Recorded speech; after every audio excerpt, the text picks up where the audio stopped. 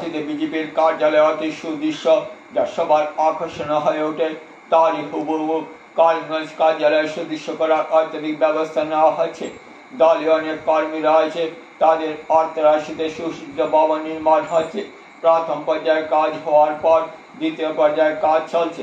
সাংসদ কৃপানাথ মালার অর্থ বিল থেকে অর্থরাশি দিয়ে কাজ হচ্ছে। কালীগঞ্জের সাংসদ আজ কাজ পর্যবেক্ষণ করে সন্তুষ্ট হন। ডক্টর শ্যামাপ্রসাদ মুখার্জির স্মৃতি গ্রন্থাগার ভবন নির্মাণ পরিপ্রেক্ষিতে এভাবে মিডিয়ার সামনে প্রতিক্রিয়া ব্যক্ত করলেন কালীগঞ্জ জেলা বিজেপির সভাপতি সুব্রত ভট্টাচার্য। ভবন নির্মাণের সবাই হাত বাড়িয়ে দেওয়ায় দলীয় সভার প্রতি ধন্যবাদ জ্ঞাপন করেন তিনি। অন্যদিকে সাংসদ কৃপানাথ মালা মিডিয়ার সামনে কি বললেন তা শুনে নেওয়া যাক।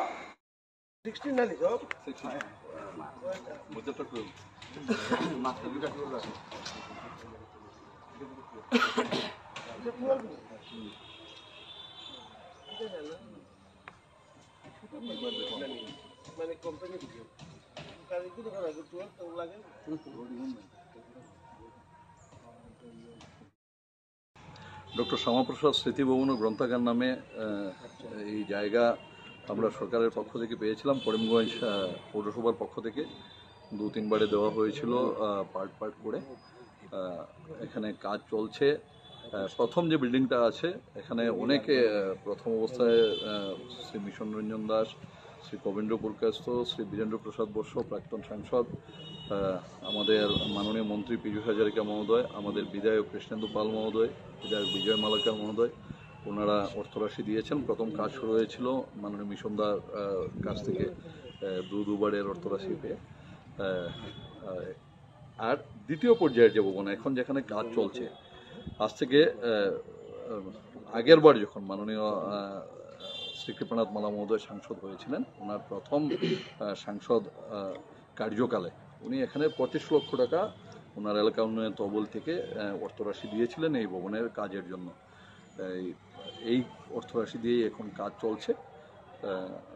মূলত এটার এই ভবন দ্বিতীয় পর্যায়ের ভবনের গ্রাউন্ড ফ্লোর যেটা আছে, গ্রাউন্ড ফ্লোর এবং নিচের কাজ এটা দিয়ে চলবে। পরবর্তীতে আমরা এটাকে 2তলা বা 3তলা করব। মাননীয় সাংসদ মহোদয় আজকে নিজে এসে কাজের পর্যবেক্ষণ করছেন, দলীয় কর্মীরা উৎফুল্লিত আছেন এটার জন্য। আমরা ভারতীয় জনতা পার্টির নির্দেশ আছে, কৃপাদা যেভাবে বলেছেন যে বিজেপি কার্যালয় অন্যান্য রাজনৈতিক দলের কার্যালয় থেকে বিজেপি এর কার্যালয় এটা একটা পৃথক ব্যবস্থায় চলে থাকে। কার্যালয়ে যাতে সুদৃশ্য হয় সেই দিক থেকে দল প্রচেষ্টা নিয়েছে।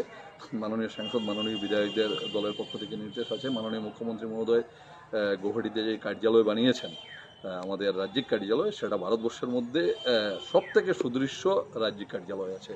আসামের যে বিজেপি প্রদেশ কার্যালয়, যেটা করিমগঞ্জ জেলার অন্যান্য বিধানসভা সমষ্টিতে কার্যালয় চলছে।